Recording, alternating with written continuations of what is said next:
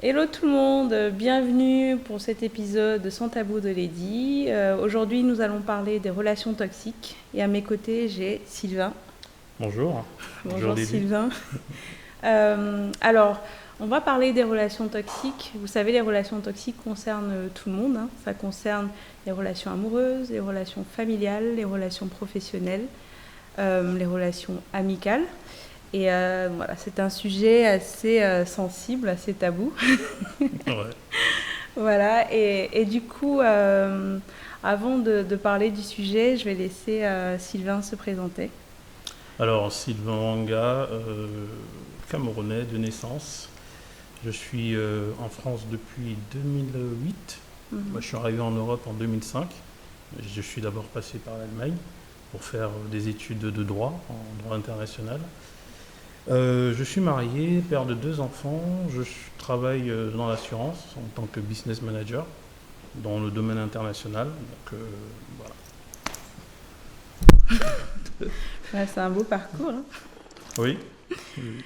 Alors Sylvain, vu qu'on parle des relations toxiques, je pense qu'il y en a qui ont eu, qui l'ont expérimenté, voilà, comme je disais, sur le plan familial, sur le plan amical, sur le plan amoureux, professionnel. Je vais te demander, Sylvain, si... Alors, pas vraiment d'en parler de manière Mm.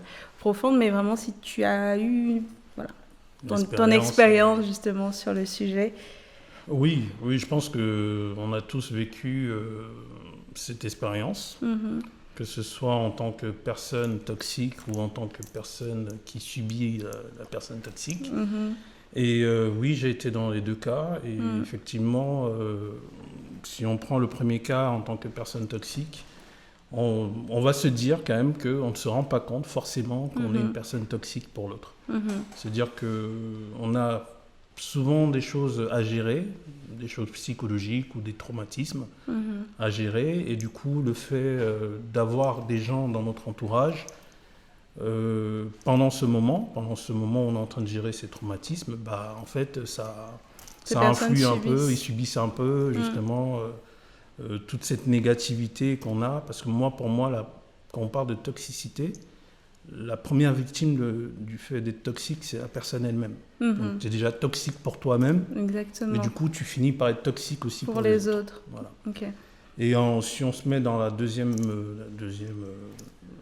on va dire l'autre Mhm, côté, mhm, c'est aussi compliqué, c'est très compliqué parce que du coup on se rend compte que mhm, la personne qui est toxique euh, nous amène vraiment une énergie tellement négative que mhm, ça impacte notre âme. mhm. Donc ça touche vraiment notre âme et ça... Notre confiance enfin du moins la confiance Oui, en soi-même. oui, oui, Ouais. ça touche sa confiance en soi, ça amène aussi Mm, un mal-être qui est difficile à gérer lorsqu'on n'a pas forcément les ouais. armes nécessaires pour pouvoir Mhm, gérer justement toute cette toxicité, quoi. mm. Voilà. Non, mais en tout cas, j'aime beaucoup ton approche quand tu parles justement du fait que entre guillemets, on se fait du mal à soi-même déjà quand on est dans une position où on est toxique. Et j'aime aussi ton approche quand tu dis que la personne en face n'est pas suffisamment armée en fait pour gérer cette situation. Et du coup, ça revient en fait au fait que pour la personne toxique, il y a un besoin enfin, de faire un travail sur soi en fait pour Voilà. les deux personnes, Ouais.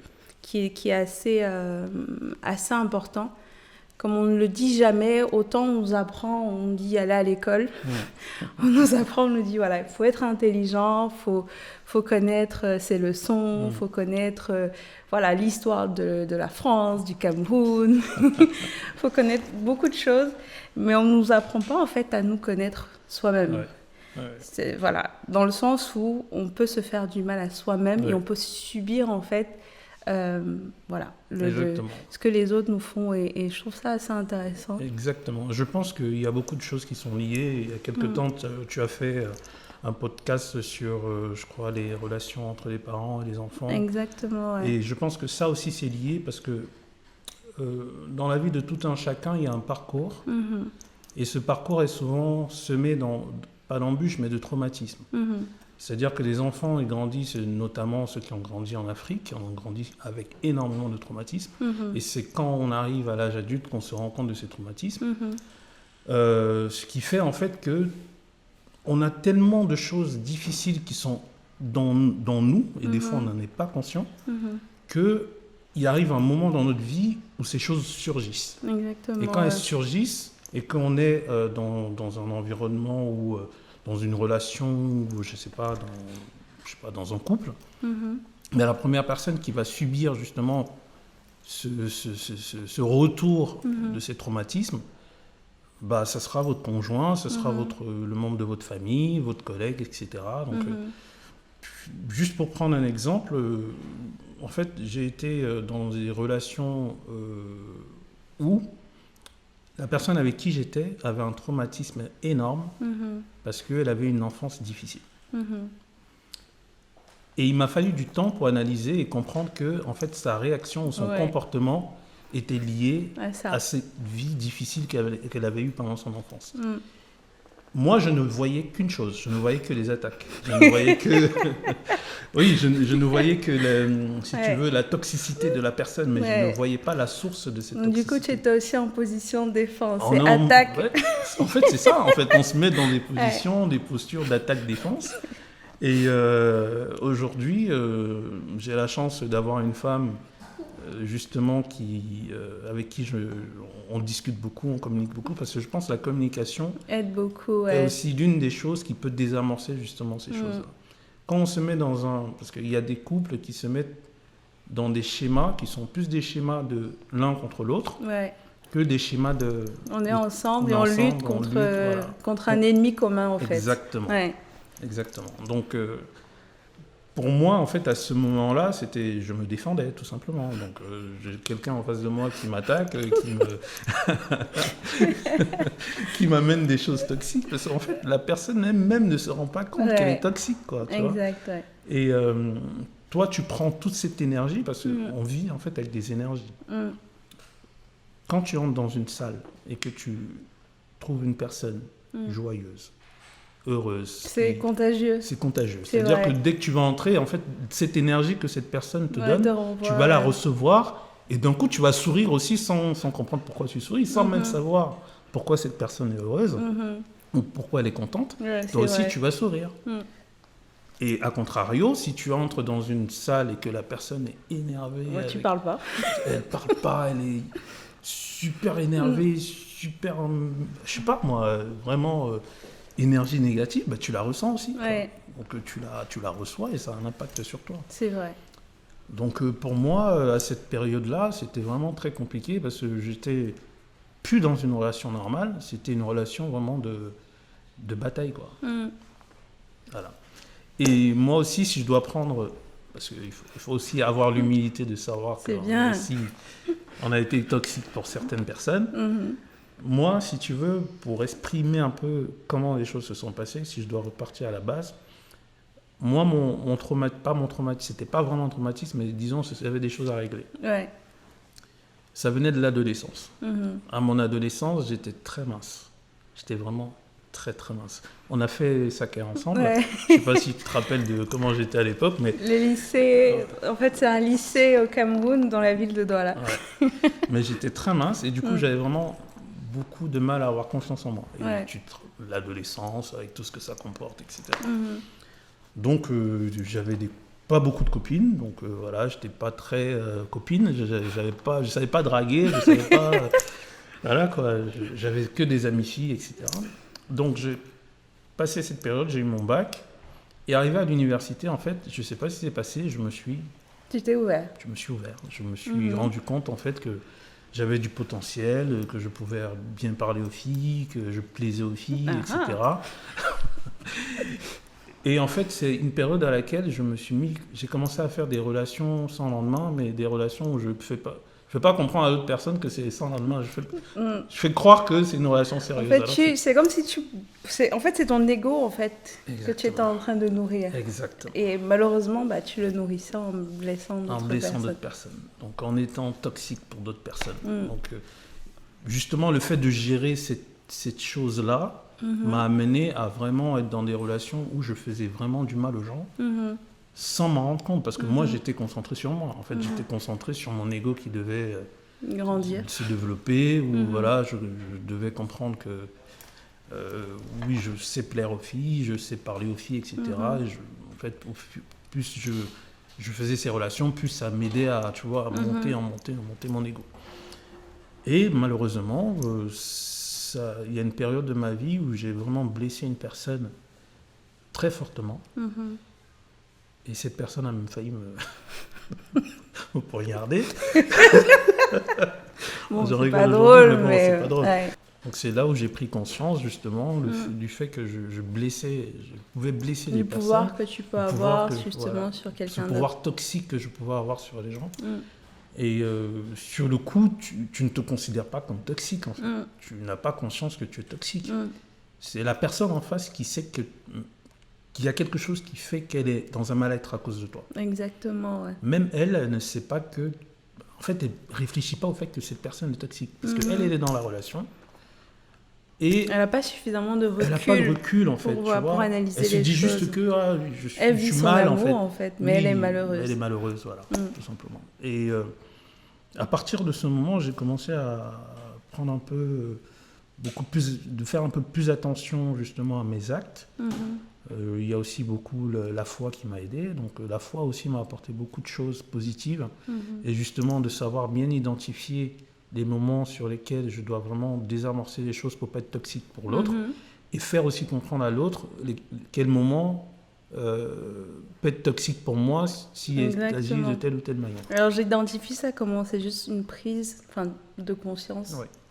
Voilà, tu as pris conscience que le pouvoir que tu peux avoir sur quelqu'un d'autre, l'impact que tes actions peuvent avoir sur les autres, mais aussi de l'autre côté, c'est d'imposer tes limites en fait aux gens. Oui. Et c'est très important en fait pour éviter justement, pour se protéger soi-même, de savoir imposer ses limites. Déjà de connaître ses limites, une chose. Oui. Parce que moi je crois que j'ai appris à connaître mes limites. Parce que forcément j'en ai vécu aussi des histoires comme ça et j'aime pas être victime en fait, j'aime pas justement avoir c'est un sentiment vraiment très difficile. J'aime pas avoir l'impression d'être une victime et justement pour combattre ça, j'ai lu des livres. D'ailleurs il y a un livre qui s'appelle c'est Boundaries, je mettrai le titre en dessous. Et c'est un livre en fait qui m'a beaucoup aidée. Il existe en anglais, il existe en français, et ça permet en fait de mettre une sorte de barrière, que ce soit sur le plan familial, professionnel, amoureux, même avec ses enfants. Oui, bien sûr. Pour qu'on ne se sente pas envahi en fait par les émotions des gens, par les problèmes psychologiques des gens, les traumatismes des gens. Et c'est bien de dire ça. Et c'est aussi bien, comme tu as dit, de prendre conscience de ses propres traumatismes, exactement, de ses propres douleurs, de ses propres combats, de ses défis. Parce que justement, ça joue beaucoup sur la confiance en soi. Généralement, quand tu vois une personne qui est dans une situation de mal-être, ça se voit tout de suite. Une personne qui est en couple avec une personne toxique, ça se voit tout de suite. Tu n'as même pas besoin de la connaître ou de savoir qui elle est. Tu regardes juste sa personne, tu sens que non. Parce que justement, quand tu sors de ce genre d'histoire, tu as un recul en fait qui te permet d'identifier facilement ce genre de choses. Et comme moi aussi, j'ai vécu ces situations, alors une seule fois, heureusement pour moi, dans ma vie.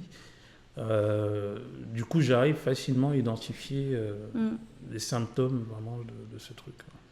C'est-à-dire, tu fais un repli sur toi, tu ne sais plus communiquer avec les autres, tu ressens un mal-être qui est vraiment lié à la douleur que tu ressens par rapport à ce que tu vis. Et tu es un peu désociabilisé, en fait, tu vois, parce que tu es dans un combat permanent et un mal-être permanent jusqu'à ce que tu sortes de là et que tu prennes vraiment le recul et tu te dises mais pourquoi est-ce que je me suis laissé amener jusque-là en fait, tu vois. Donc, Tu te regardes devant le miroir, tu te dis, mais dis donc. Moi? bah oui, parce qu'en fait, quand tu suis un parcours comme le mien, où j'ai été très longtemps un peu un mec à femme, un mec à machin, tu arrives où tu te dis, voilà, maintenant je vais me poser, et tu te poses avec la mauvaise personne, Ouais. bah en fait, tu es dans un combat, en fait, tu vois, tu te dis, attends, je suis pas comme ça, en fait, à la base. Mais peut-être parce que dans la relation, il y avait des sentiments, il y avait des ceci, tu te dis, ah, mais en fait, je suis pas comme ça, mais qu'est-ce qui m'arrive, quoi. Tu te reconnais plus. Et c'est quand tu sors de là que tu dis, ah, mais en fait, ouais, je me suis retrouvé, en fait, tu vois. Ouais. J'ai retrouvé qui je suis. Et le problème, c'était pas moi. Le problème, c'était l'autre personne, mais elle m'a amené dans ces traumatismes, dans ces trucs, que moi aussi, j'ai commencé à vivre ça. Ça m'a embarqué, en fait. Cette énergie, comme je parlais d'énergie tout à l'heure, c'est vraiment de l'énergie, quoi. C'est-à-dire que tu vis avec une personne qui a une espèce de nuage sur la tête, un nuage noir, et comme tu es dans la même pièce que la personne, bah, ce nuage noir vient sur toi aussi, quoi. Ça t'embarque. Mais et du coup, ça me renvoie en fait à ce que j'avais lu où on dit que il y a une relation. Enfin, ça peut être, quand on parle de relations toxiques, ça peut être le résultat de deux personnes qui ne sont pas, entre guillemets, hein, qui ont leur enfin, chacun a ses traumatismes, qui n'a pas géré, et donc ces personnes ne sont pas compatibles naturellement parce qu'il n'y a personne qui a suffisamment de recul pour embarquer l'autre en fait. Donc les deux ne sont pas faits pour être ensemble. Ou alors on a un autre modèle où on a, dans les relations toxiques, on a une seule personne qui est toxique et l'autre qui subit en fait justement voilà, les traumatismes, les problèmes de l'autre. On a par contre un cas qui est assez extrême où on a en face à soi quelqu'un qui n'a pas du tout qui le fait mais vraiment de manière volontaire, intentionnelle en fait. Quelqu'un qui le fait vraiment, qui n'a pas d'empathie, qui, comme on dit, c'est souvent on les décrit comme des narcissiques, des pervers narcissiques. On les appelle des pervers narcissiques. Voilà, donc quelqu'un qui se nourrit de cette énergie, de te faire mal, de se sentir, voilà, qui nourrit son ego en fait. Mais le pervers narcissique, le problème du pervers narcissique, c'est que lui, il veut gérer ses problèmes en faisant du mal aux autres. Parce que généralement, les pervers narcissiques ont aussi des traumatismes. Mais ils n'ont pas de recul pour se remettre en question. Oui, en fait, ils se défendent de ces traumatismes en faisant du mal aux autres. En ayant justement cette espèce de volonté de contrôler l'autre et de faire de l'autre sa chose. Sa chose, Et oui, en fait, pour reprendre un peu ce que tu disais tout à l'heure, tu peux même te retrouver avec une personne au mauvais moment. La bonne personne, mais au mauvais moment. C'est-à-dire que cette personne-là est justement dans une gestion de ses traumatismes au moment où tu la rencontres. Et même si vous pouviez faire une relation si tout était normal, ben en fait, à ce moment-là, ce n'était pas le bon moment. Par contre, il y a des gens qui ne vont jamais réussir à régler leur traumatisme. Donc, ils vont enchaîner les relations. Et détruire tout le monde sur le passage. Voilà, exactement, faire un ravage quoi, sur le passage.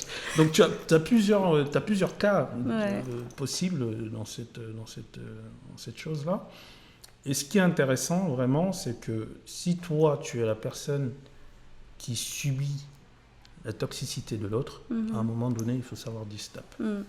Il faut savoir vraiment s'arrêter et se dire, quand tu te mets dans une relation, que ce soit une relation de couple, ou une relation amicale, ou une relation familiale... Si ça va dans un sens, si il n'y a pas de réciprocité... Déjà ça, mais si c'est vraiment un mal-être constant, ça ne sert à rien, parce que ce mal-être-là va te bouffer, en fait. C'est comme un vampire qui va sucer ton sang, tu vois. Donc, si tu t'arrêtes pas et tu te dis stop, c'est bon. Parce que moi, ma vie est beaucoup plus importante que cette relation, ce truc. Il faut dire stop et sortir de là. Il faut vraiment que tu arrives à prendre de la hauteur et à te dire, je ne peux pas subir ça. Je ne peux pas laisser la personne me faire subir ça, quoi. Mais tu sais qu'en général, c'est assez dur parce que dans ce genre de relation, à la fois, c'est comme dans les montagnes russes, en fait. Il y a tellement des fortes émotions où la personne te montre qu'elle est follement amoureuse de toi. Et après, un moment, c'est des montagnes russes. Et c'est dur, en fait, de sortir de là. Parce que quand c'est haut, c'est haut. Hein. Et c'est haut, toi-même, tu n'as jamais connu ça, un amour. On appelle ça amour passionnel. Un amour fou, tu n'as jamais connu ça ou machin. Après, ça redescend, tu te sens plus bas que terre, ou tu as l'impression qu'on te marche dessus, on te piétine. Et après, ça remonte en quelques... Et du coup, je pense que c'est cet effet de montagne russe, en fait, qui fait que la personne a du mal à s'en sortir. Mais je pense que le fait de savoir déjà qu'il existe des relations, on vit des montagnes russes, quand on dise aux gens que, OK, la vie n'est pas faite de haut et de bas. Enfin, la vie est faite de haut et de bas. La vie n'est pas rose. Qu'on ne prenne pas ça comme une excuse, en fait. Tu vois. Après, il y a une Parce différence. que c'est souvent ce qu'on dit. Quand tu t'exprimes, oui, mais je vis ci, je vis ça, on te dit que oui, mais tu crois que tout le monde...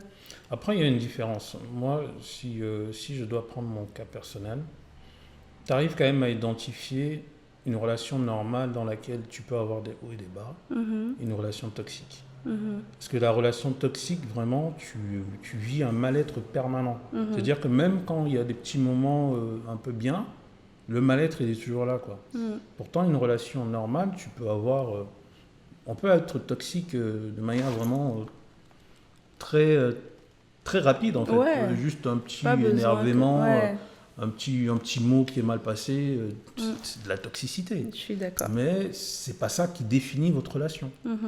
Donc, moi, étant maintenant dans un mariage où ça se passe très bien avec ma femme, j'arrive à bien communiquer, et on est vraiment, on s'entend bien, j'arrive vraiment à mettre ça en face par rapport à mon autre relation, mon relation passée, où même quand on avait des moments d'accalmie, ce mal-être était toujours là. Parce que la personne, en fait, est vraiment toxique, de chez toxique. Et moi aussi, à l'époque, quand j'étais toxique, c'était toujours là parce que j'entretenais aussi ça, quoi. Le fait de vouloir que la personne avec qui je suis ou que je faisais croire que je suis, je voulais pas qu'elle s'en aille. Donc oui, quand j'étais dans la relation où c'était moi la personne toxique, eh bien en fait, je faisais tout pour retenir la personne. C'est-à-dire que même si je savais que j'étais pas attaché à la personne, bah je voulais retenir la personne justement pour mon ego. Et je continuais de faire ma vie à gauche et à droite, etc. Et justement, ce genre de comportement peut amener la personne en face à rester et à croire que je l'aime vraiment et que je veux qu'elle reste dans la relation pour ça, parce que je lui montre 2-3 petits signes. Bon, en vrai, je suis toxique parce que je continue ma débauche, entre guillemets, et elle est au courant que je fais ma débauche, quoi.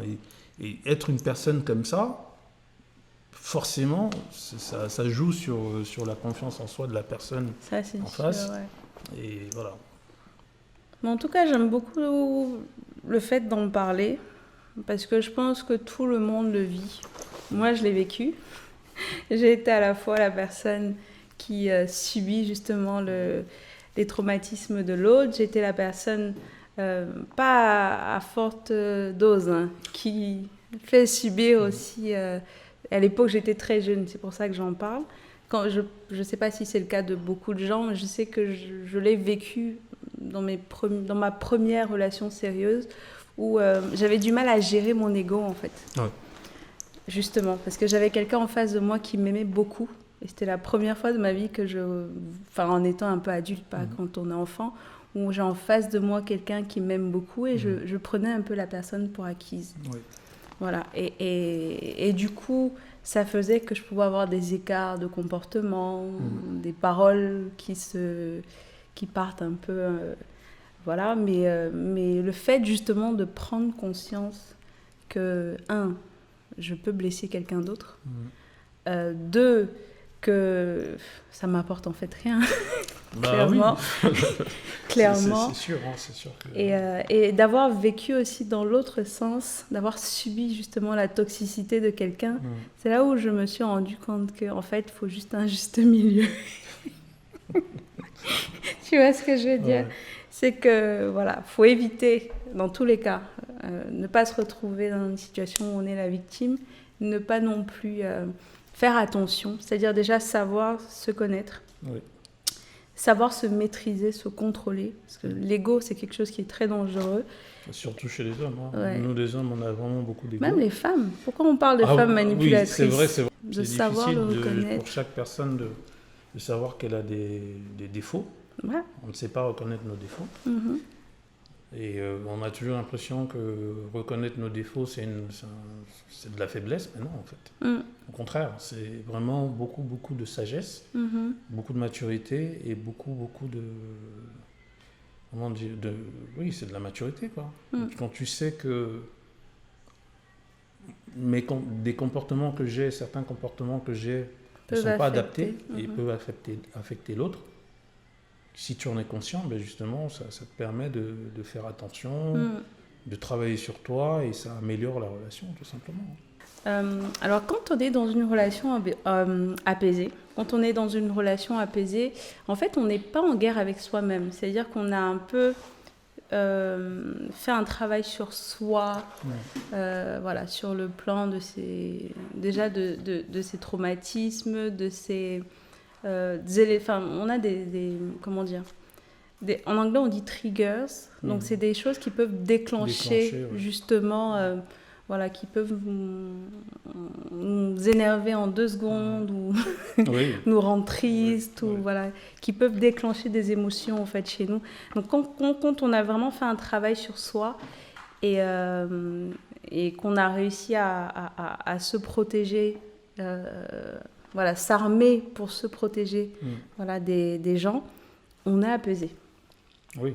Exactement. Et du coup, quand on vit une relation, qu'on a déjà fait ce travail sur soi-même et qu'on a en face quelqu'un qui a fait ce travail sur lui-même ou elle-même, et ben en fait, ça fait une relation un peu saine. Un peu saine. Après, on peut aussi avoir le contraire de la personne toxique. C'est-à-dire, on peut vraiment avoir une personne qui a bien identifié que tu as des traumatismes et qui va justement t'aider à travailler sur ces traumatismes, qui va vraiment t'amener à identifier les problèmes que tu as, sur lesquels tu dois travailler. Donc, cette personne, ça peut être une personne qui a aussi ses propres problèmes, mais qui a assez de maturité ou bien qui a un état d'esprit de paix, de tranquillité, qui veut vivre vraiment les choses posément, même s'il y a des problèmes, on en parle, on discute de tout ce qui ne va pas tranquillement, on arrive à mettre les mots sur les mots et à gérer ça patiemment, quoi, sans que ce ne soit la bagarre. Voilà. On peut avoir des difficultés dans le couple et en parler, comme on peut aussi avoir des difficultés dans le couple et se battre. C'est à chacun de choisir en fait quelle méthode il va employer. Moi, je suis plus adepte ou plus à même à dire que la communication résout tout. Sauf si c'est vraiment mort de chez mort. Mais la communication, on peut parler de tout. Il y a des choses qui sont difficiles, il faut en parler. Il y a des choses qui nous blessent, il faut en parler. Parce qu'on peut aussi être toxique parce qu'on a gardé beaucoup de choses en soi et que le jour où on explose, bah, c'est la guerre, quoi. Donc je pense qu'il faut vraiment prendre conscience que quand on est en couple, ça doit pas être la bagarre. Quand tu es dans un couple et que c'est la bagarre, c'est que tu n'es pas dans un couple. T'es dans autre chose, mais t'es pas dans un couple. Les Américains disent situation. Les Ivoiriens appellent ça comment? Tu es dans quoi? Dans le pain? Dans le pain. Mais du coup, toi qui as des enfants, tu en as 2, tu l'as vécu. Et en fait, c'est pas quelque chose qui a été inventé aujourd'hui. Nos parents l'ont vécu. Les parents de nos parents l'ont vécu. Comment on fait en fait pour, entre guillemets, on fait des enfants, mais comment on fait pour que nos enfants, demain, ne subissent pas, ou alors soient armés, justement, pour... Parce qu'il y a des gens, je discutais avec quelqu'un tout à l'heure qui me disait, mais moi, j'ai jamais eu de relation toxique. Je touche du bois, j'ai jamais été à la fois l'acteur ou la victime, j'ai jamais connu de relation comme ça. Oui, ça peut arriver. Ou alors quelqu'un qui arrive, qui est toxique, qui est face à quelqu'un qui est totalement en paix avec elle-même, depuis son enfance. Et est-ce que c'est une question d'éducation Alors, qu'est-ce que, pour toi qui as des enfants, est-ce qu'il faut éduquer ses enfants pour que ces enfants, voilà, soient comme ça, comme la personne avec qui je discutais tout à l'heure, ou, voilà, c'est quoi qu'est-ce que tu penses? Moi, je pense que c'est la confiance en soi. Il faut vraiment apprendre à nos enfants à avoir confiance en eux. Parce que quand tu as confiance en toi, tu sais ce qui te va et ce qui ne te va pas. Donc forcément, tu vas pouvoir identifier, dès le moment où une personne est toxique pour toi, tu ne vas pas te casser la tête. Tu vas partir. Ceux qui subissent la toxicité des autres, c'est ceux qui restent. C'est vrai. Qui n'ont pas assez confiance en eux. Ils n'ont pas assez confiance en eux et qui se Non, disent... je rigole. C'est vrai. Oui, mais c'est vrai, c'est la confiance en soi. Effectivement. C'est-à-dire qu'il faut vraiment on apprenne à nos enfants à avoir confiance en eux. Et moi, j'ai essayé de faire un peu un travail en me disant, bon, les moments où je n'avais pas confiance en moi. La dernière fois, je suivais par exemple un de tes podcasts où tu parlais de ton expérience d'enfance et tout. Ouais. Et quand tu es arrivé en entreprise, comment ça s'est manifesté. C'est vrai. J'ai vécu la même chose. C'est-à-dire que, et j'ai essayé d'analyser en me demandant d'où ça vient. Et ça vient tout simplement de notre éducation. Dans notre éducation, on nous apprend à baisser les yeux devant les aînés, on nous apprend à ne pas exprimer ce qu'on a dans le cœur, on nous apprend à... C'est comme ça, tu te tais, c'est comme ça, tu subis. Donc ça joue sur ta confiance en toi, parce que tu ne sais pas t'exprimer, tu ne sais pas dire ce que tu veux, parce que c'est l'autre personne qui décide ce que tu veux. Donc, moi, ce que j'essaye de faire avec mes enfants, c'est vraiment, même s'ils sont encore tout petits, de leur expliquer. C'est-à-dire que moi, mon enfant, par exemple, quand il est énervé ou il est contrarié, je veux qu'il puisse exprimer sa contrariété. Pourquoi est-ce qu'il est contrarié? Même s'il a tort, je veux qu'il me le dise, qu'il arrive à le sortir. Exact. Et dès le moment où il le sort, j'essaye de lui expliquer que non, ce que tu penses, ce n'est pas bien, c'est plutôt comme ça qu'il faut faire. Maintenant, est-ce que tu comprends, est-ce que tu l'acceptes? Et il fait ce travail de vraiment analyser. Dernièrement, par exemple, je ne vais pas entrer dans les détails, mais j'ai eu un petit truc avec lui où il pleurait. Il pleurait parce qu'il y a quelque chose qui l'a énervé. Donc je l'ai appelé, je lui ai dit, viens, explique-moi, pourquoi tu pleures?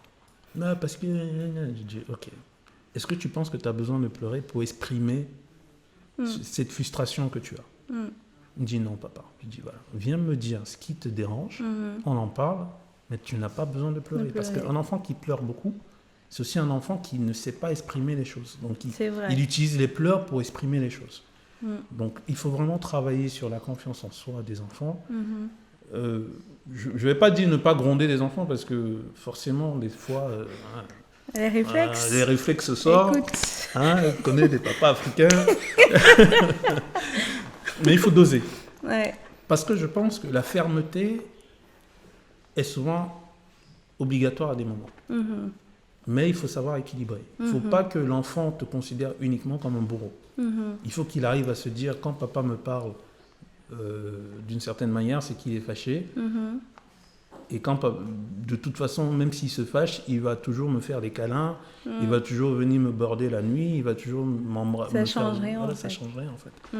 Donc, il faut savoir mettre cet équilibre-là et vraiment développer la confiance en soi des enfants. Surtout dans un pays comme celui-ci, où le cercle familial est vraiment le premier cercle qui définit l'enfant.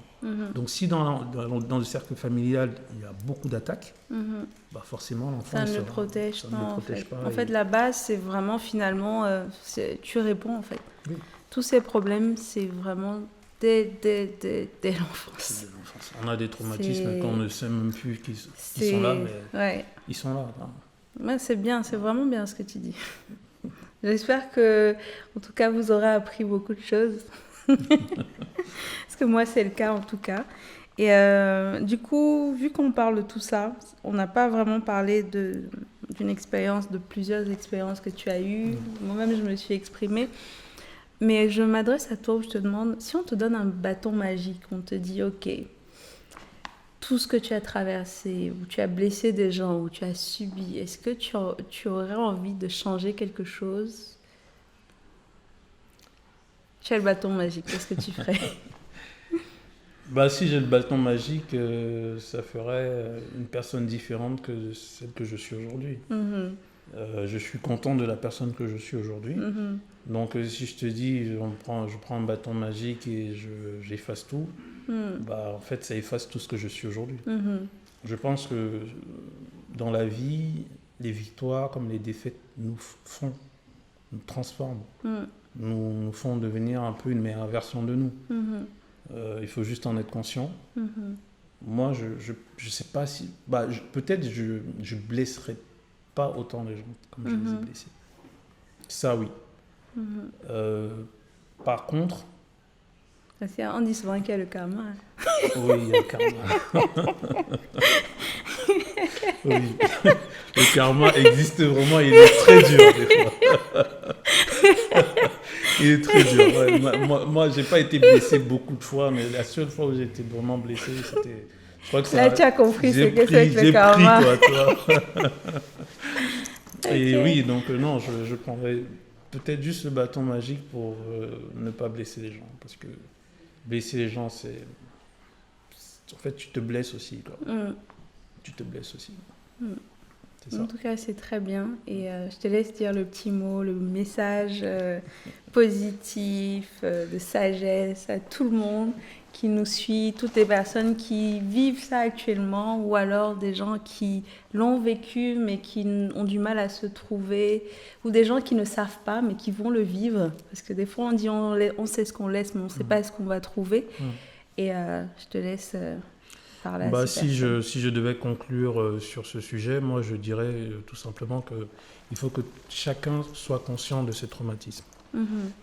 On a tous des traumatismes, on a tous des choses qui nous ont touchés négativement. Il faut en être conscient.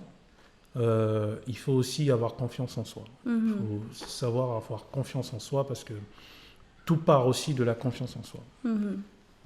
Si on a confiance en nous, il y a des situations qu'on ne peut pas accepter. Il y a des situations qu'on ne va pas laisser faire. Il y a aussi, après c'est aussi la maturité. Il faut vraiment être mature pour se dire que quand on se met en relation, que ce soit amicale, que ce soit familiale, que ce soit professionnelle, il faut qu'on se sente bien, quoi. Il faut se sentir bien. C'est-à-dire que si tu ne te sens pas bien, essaye de travailler sur pourquoi tu ne te sens pas bien. Mais si ça ne marche pas, il faut savoir partir. Même en amitié. Même en amitié, oui. Mais je crois que le plus dur, c'est... Mais je parle des relations en général. En général. Je crois que le plus dur, c'est les relations familiales. Quand on a parce que des... vous êtes liés, mais tu peux aussi mettre des distances. Dire un membre de ta famille qui est toxique pour toi, c'est pas parce que c'est un membre de ta famille, il va te détruire. Regarde tout ce qui se passe actuellement avec les histoires d'inceste, machin truc. C'est les membres des familles qui sont censés protéger les enfants, mais c'est eux qui font subir ça aux enfants. Donc pour moi, il faut partir. Il faut mettre des distances, il faut se protéger. Ok. En tout cas, je te remercie. Je t'en prie. Je trouve que tu nous as beaucoup édifié sur le sujet. Et j'espère que tout le monde, en tout cas toutes les personnes qui nous suivent, se retrouvent ou alors comprennent. Parce que des fois, faut peut-être qu'on l'a vécu, donc on peut comprendre, on ne l'a pas vécu, mais au moins on peut mettre une petite note en se disant ok, il faut que je fasse attention. Et voilà. Hein. Et merci beaucoup à toutes les personnes qui nous regardent aujourd'hui, qui nous écoutent également. Et je vous invite à vous abonner sur la chaîne YouTube, à nous suivre sur Spotify et Deezer. Et je vous dis à la prochaine. À la prochaine. Merci à toi d'être venu. Je t'en prie.